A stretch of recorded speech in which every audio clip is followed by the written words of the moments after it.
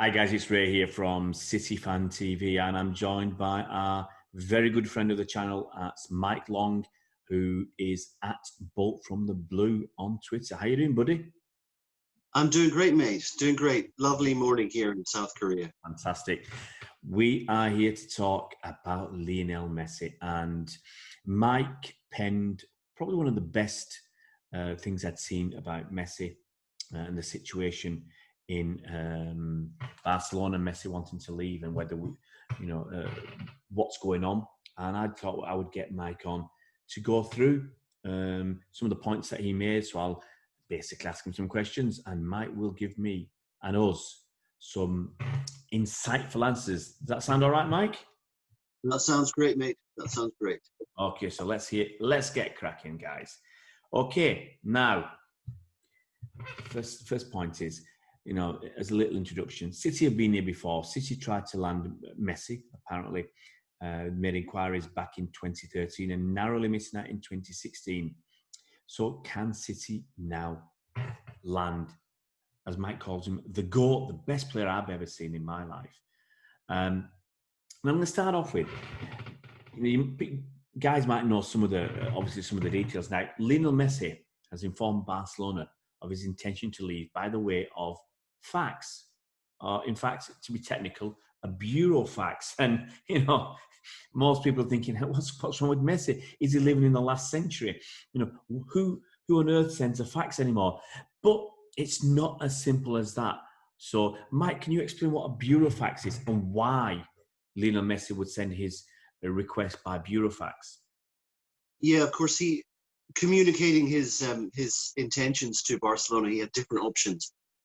If he simply wanted to spark a power play with Bartomeu to try to force him out, he could have just put up a tweet, so that everyone could see it, or he could have done a simple email. But what he's done, he and his advisors have decided to send something called a bureau fax. Now, a bureau fax is a service provided by Spain's postal service, and this is something that is widely used in commerce, where the sender needs to be able to legally prove that the recipient received the document on a given date and what the contents were. So if you send this document, if you communicate via this document, you're going to receive something called a sender's receipt of delivery.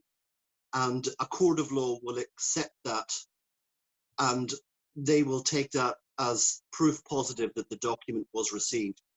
So purely by communicating in that way, Messi and his advisors have made sure that everything's covered from a legal point of view, and that they got his message clearly, and there can be no disputing what was in the message, or that they had received it and read it. Fantastic, thanks for that. Let's start with a basic, easy question. Why does Lionel Messi want to leave Barcelona? He's been there for 20 years, since he was 13 years old. So why does he suddenly want to leave now? I think most experts agree on the fact that it's been festering for a long time, certainly since 2015. That was the last time I think that they won the Champions League. Basically just the gradual selling off of star names and not replacing them with people of equal quality. I mean, the perfect example would be, of course, selling Neymar and bringing in Griezmann, who hasn't really fitted in. But there's been this growing sense. Messi was someone who didn't really go public or express his opinions in public. He's done it on 2 or 3 occasions after some morale sapping losses to some of the lowest teams in La Liga, and also, of course, there's the 8-2 humiliation in the Champions League as well. But I think that he realizes that the clock is ticking on his ability to win major honors, and that particular president and that set of directors, Bartomeu and his crowd, they're not very popular with the fans. They're not popular with Messi. He doesn't see any way out.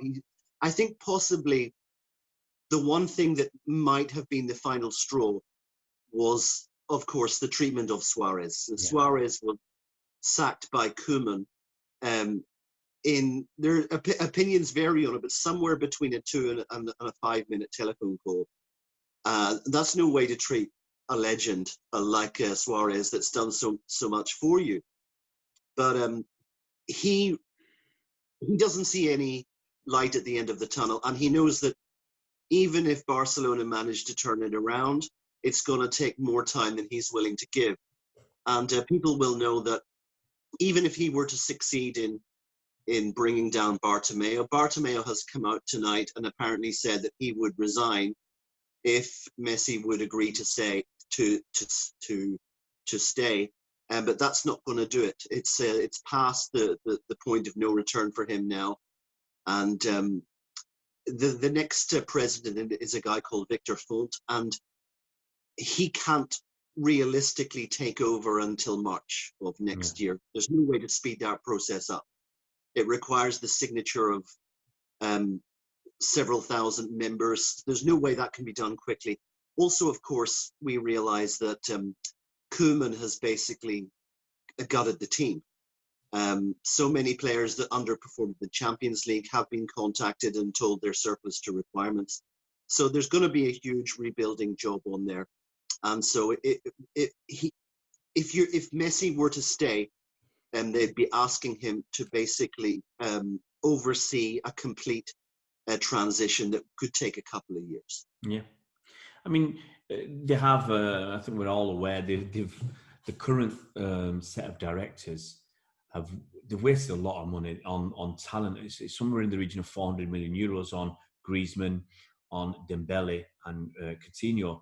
None of them started for Barcelona in the game against Bayern. In fact, Coutinho was on the other side. So, it is, as you say, it's going to take a lot of time, more than likely, to turn this big ship Barcelona around. So my next question is, Mike, why does Messi think he can leave? Surely he's got the contract. He can't dictate, can he? Well, I think that's the interesting thing, because the last time that he did a contract renewal was back in 2017, and he and his advisors insisted on the insertion of a clause into that contract which said that it would be that at the at the end of each season, Messi could unilaterally cancel the contract and go elsewhere. Now, at this time, it wasn't anticipated that he would ever need to do that. I think that at that stage, there was possibly the first rumblings of discontent from the Messi camp, but nothing near the way that it's gone recently. So anyway, with this clause, he can unilaterally end the contract and seek employment elsewhere if he communicates that before the 10th of June each season. And of course, the 10th of June has passed, as we know, but Messi and his team are arguing that because this season was extended by several weeks because of COVID, then according to their calculations that they have until the end of this month, that's August, to communicate that intention. And of course, that's what he's done. And the contract clause stipulates that not only can he unilaterally end the contract, but he can go on a free. And Barcelona were happy to agree to that. But of course, here comes the big difference of opinion. Barcelona don't agree with his interpretation of that contract clause.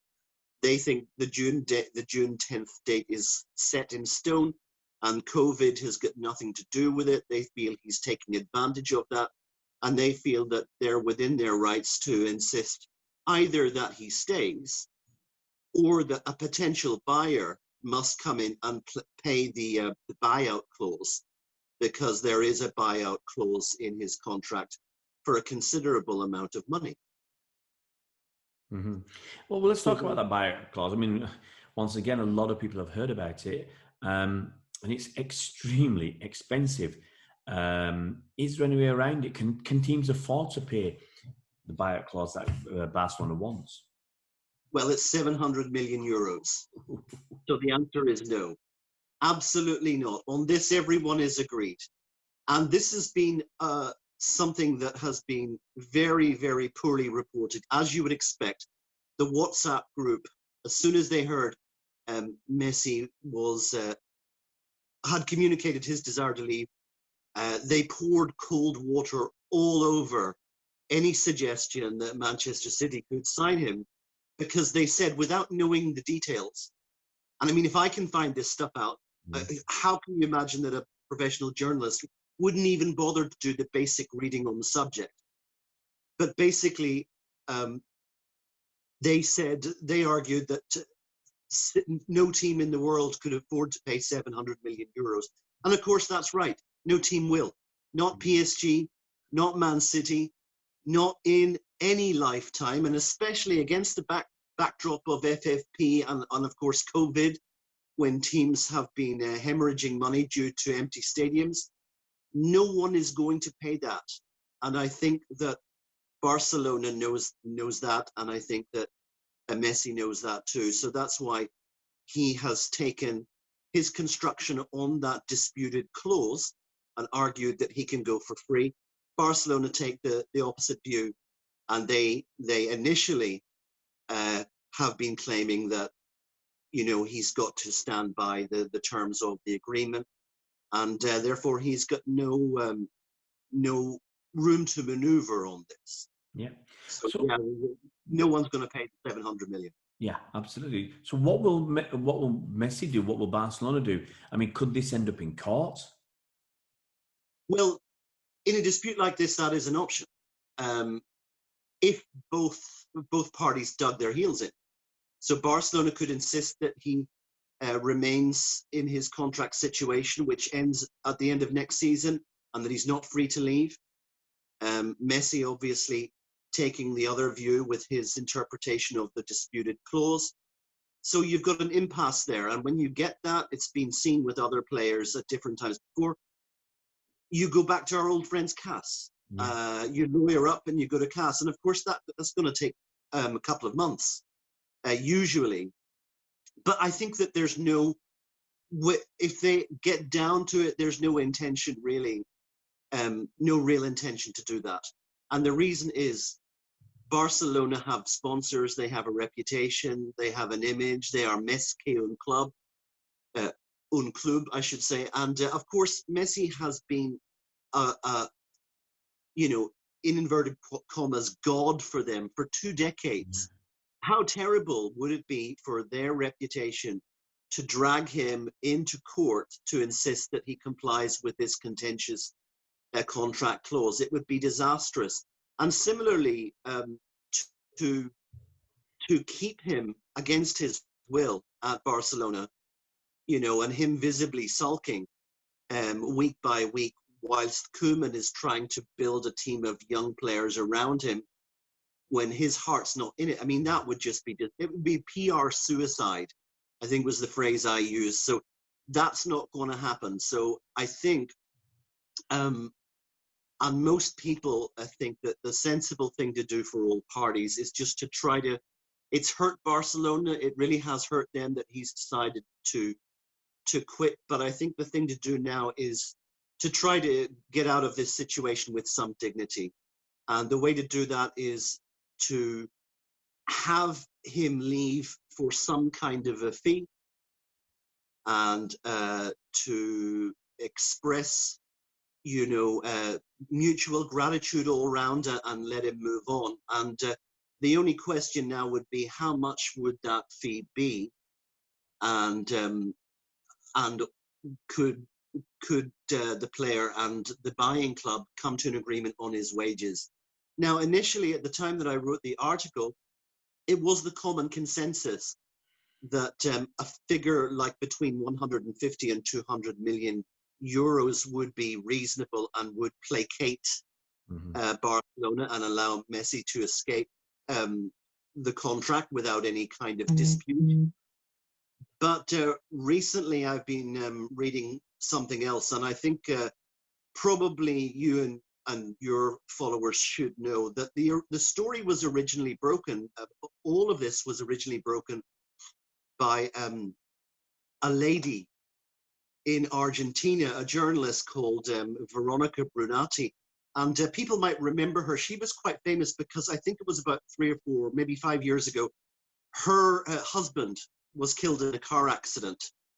And he was a journalist much beloved of a lot of the Spanish players and managers. And of course, it got a lot of circulation. The particularly tragic thing about it was that she found out about her husband's death through a tweet from Diego Simeone, because he heard about the accident before she did. And he actually put up a statement on Twitter about it. And she read that before she'd officially been informed. And it was a whole disaster. But anyway, she's recovered from that. She is a high-profile journalist in Argentina, and she is at Vero Brunati. Now, I've been following her tweets, and the reason I've been doing that is because I listened to the 9320 pod where they were interviewing Graham Hunter. Mm-hmm. Now, Graham Hunter is absolutely in the know. He's a veteran reporter in Spain, probably even more than people like Sid Lowe. I mean, he's just been there for so long. And he swears by Veronica Brunati. And he says that if she posts something that is extremely likely to be true, because she has got really an inside track. Now, what she's been saying is that what is likely to happen is a cash plus player deal for Messi, or even possibly just players.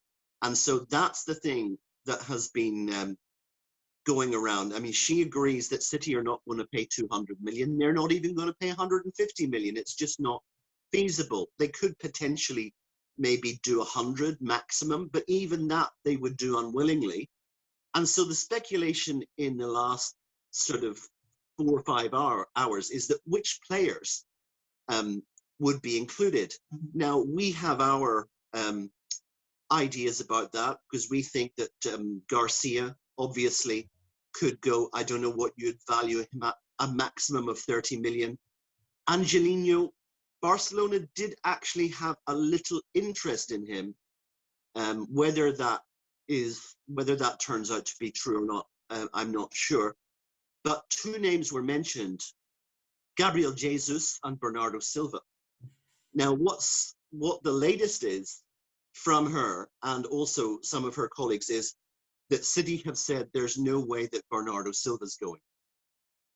So the question is, would City do it with maybe 2 players like Angelino and Garcia and add some money to that? Or would they be willing to throw Gabi Jesus into the deal? And I'm dubious about that, because, I mean, that leaves... you would not necessarily regard Messi as an out-and-out striker. If you get rid of Gabriel Jesus, then you've just got Aguero. So I don't know if that could happen either. But certainly the consensus now is coming out of Argentina and Spain is that there are going to be players involved and a lower amount of money, nothing like 150 million euros. Yeah. Can I ask, obviously, there's lots of clubs that would covet Lionel Messi. Why would he come to City? What are the reasons behind that? Right. Well, I mean, he's best friends with Sergio Aguero. I mean, they go way, way back. Then, of course, there's Guardiola. There were reports by many people that said that their relationship had been damaged when he left. But that's, according to Graham Hunter, it was just a few little disagreements, and that's been healed long ago. And in fact, Guardiola has been on the phone in recent days to Messi. So that's another reason. Then you've got the whole dream team of Soriano and Begiristan as well, that Messi knows very well and is in a very good relationship with. The next thing, of course, is the style of play. And this is one reason why he would never work for Koeman. He needs fast young players around him at his age, and he needs a team that have an attacking style of play. And of course, that's Man City to a T. Obviously, a realistic chance of silverware.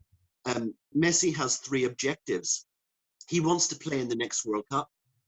he wants to play in the Copa America, and he wants to have at least another crack at the Champions League. And he's not going to do this in any of the other sort of proposed teams that he could go to. Also, another thing is that a lot of people are wondering how City could finance this deal. Of course, you and Press Switch Blue have talked about that. Yeah. But one advantage City have is that they're part of the global City football group with teams all over the world. There's no other club that can really offer that in terms of exposure and in terms of extra sponsorship deals and commercial revenue that you can generate off his name. So, I mean, they're in a much stronger position that way. It's just mutually desirable and mutually beneficial in a way that you just can't see with any other team. Yeah. Going into the final couple of minutes of this report, who are the other alternatives that have been reported to be interested in Messi? Okay, so there are two with a little bit of substance, and the rest are completely baseless. Yeah. The first one is PSG, because they have done high-profile deals like this before in terms of Neymar and Mbappe. The other reason is, of course, there's a kind of a bromance between Messi and Neymar, and both of them have been trying to get each other to join each other's club. Obviously, they miss the old days of the MSN, and so that's a possibility. If you listen to some of the podcasts, you'll hear Julien Laurent hanging on to this possibility. But even he, when he talks, he's trying to convince himself because he doesn't think that they can do it. That would be the closest one. The other one is Inter Milan, and some people have created a narrative in their own heads of Messi being at Inter and of course Ronaldo being at Juventus, and then you have the El Giuolo, like when Mourinho came to Manchester United, you had El Giuolo, this reported duel. That's a lovely narrative that you can create and tell your kids about. But I think really that's not on either. And I think really the reason that was put about was because not so long ago, Messi's father, Jorge Mendes, bought some property in Italy, and they put two and two together and they made six. Mike, which City players, if Messi does come, obviously, some people, someone's going to possibly miss out. So who do you think might be the one to miss out if Messi arrives in Manchester? This is very interesting because I was speaking to Ian McGarry earlier of the Transfer Window podcast, and he said on his pod and also tweeted up on Twitter that he thought this just means reduced game time for Phil Foden, and I had to get on there with him, and as a result of which he ended up retweeting my article to his 57,000 followers. It's not going to be Foden. The people who are at risk basically are Mahrez and Bernardo, I think. The Mahrez is already at risk from Ferran Torres. If you take the view that Ferran Torres is better placed on the right. Also, Bernardo it's difficult for him to get into the midfield always, so he's often shunted out to the right as well. And where Messi would fit, you would think, at his age, at this time, would be on the right of a front three, with Sterling on the left and Aguero through the middle. So I think those two players, and probably that's why many people were speculating about Bernardo maybe being a make-weight in the field. But that has been ruled out. Bernardo is not going. So it makes you think, doesn't it? Maybe Mahrez? Possibly. If anybody. Yeah. My last question, Mike, then, simply from what you've read, what you've felt, and briefly, marks out of 10, what is the possibility of Messi coming to City? Marks out of 10. 9 out of 10. Wow. All this time I've been going 6 out of 10. You've turned it upside down and you got 9 out of 10, Mike. If people were not sure before, maybe they're going to be really sure that he's coming to Man City. I've got to say, guys, a massive thank you to Mike Long from Bolt from the Blue for this insight into exactly what's happening with Lionel Messi. I don't think there's anything else you could possibly think of. All the questions have been answered. And if you do want to know about how City may finance the deal, you can have a look at the video I did with Colin Savage, which we put out just a couple of days ago. But Mike, I've got to say a massive thank you again for your contributions to this video. Thank you very much. Up the Blues. Take care, mate. Thank you so much. Okie doke.